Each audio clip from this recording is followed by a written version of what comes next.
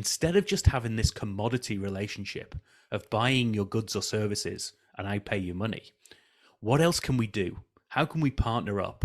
How can we be innovative in how we share value? Hi, and welcome to Helping You Perform. I'm your host, Paul Teasdale. Over a career working with high-performing teams from across the globe, including 7 years working with Formula One team McLaren, I've learned a lot about what it takes to drive results.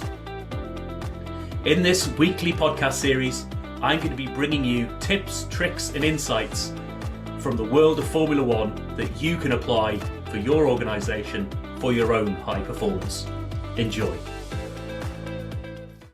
Hi everybody, and welcome to another episode of Helping You Perform, where I bring my tips, tricks, insights and stories from the world of F1 and help you accelerate your own performance.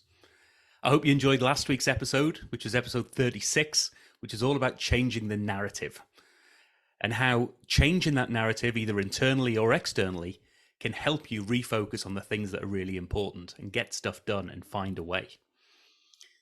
Now, in this week's episode, it's kind of about similar things, really, because it is about finding a way. But specifically, I wanted to talk about finding a way of having innovative partnerships.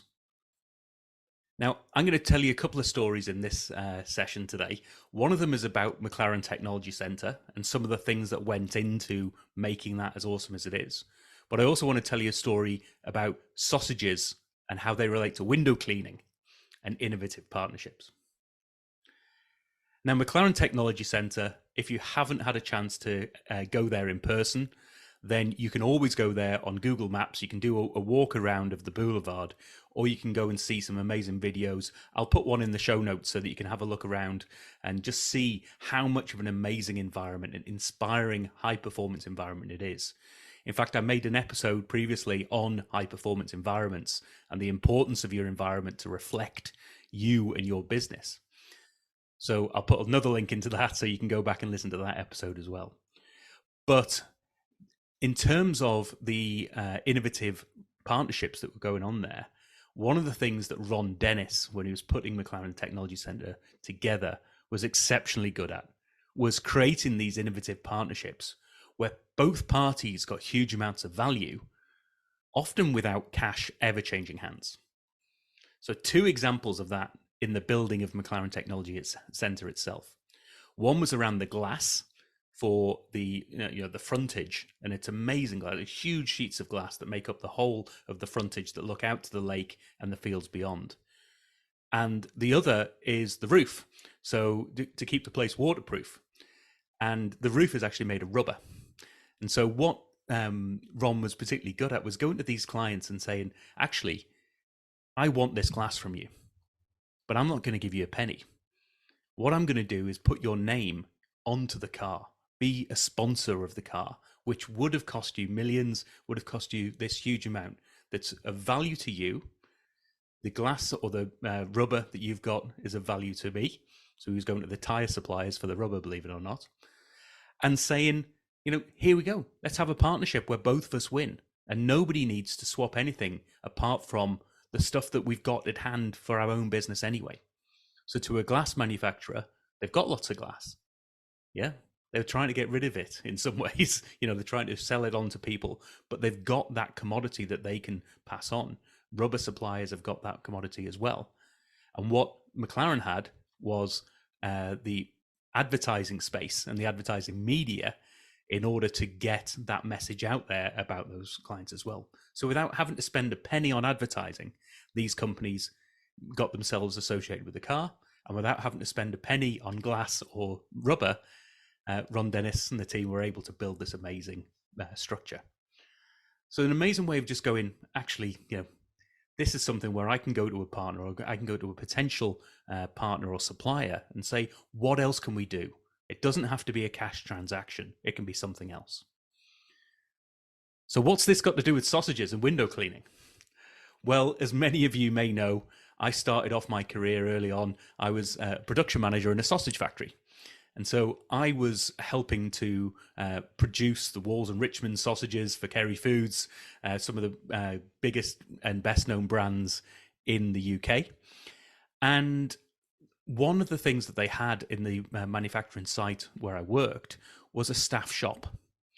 And what would happen is, if you'd overproduced, or if an order went wrong and we had a few sausages left at the end of an order, then a lot of that product would go to the staff shop. And you could buy ridiculously cheap boxes of sausages, not even a bag of sausages. They would come in a sort of minimum box of 12, or you could even buy cases and even pallets worth if we'd overproduced too much. And part of my job was to make sure we didn't do that too much, whilst also keeping people happy with their cheap sausages. Now, one of the individuals who worked in my team was renowned for the fact that he never spent a penny outside of work. Because what he would do is he would buy his sausages from the staff shop. And he had a couple of chest freezers at home, and he would pack his chest freezers full and keep and store these sausages that he got really cheap. And when it came to his window cleaner, or a gardener, or a plumber, or somebody else where a job needed to happen there, he needed their skills. He found that he didn't actually have to pay them any cash or lay out any cash there. What he could do was say, I can give you all these boxes of sausages.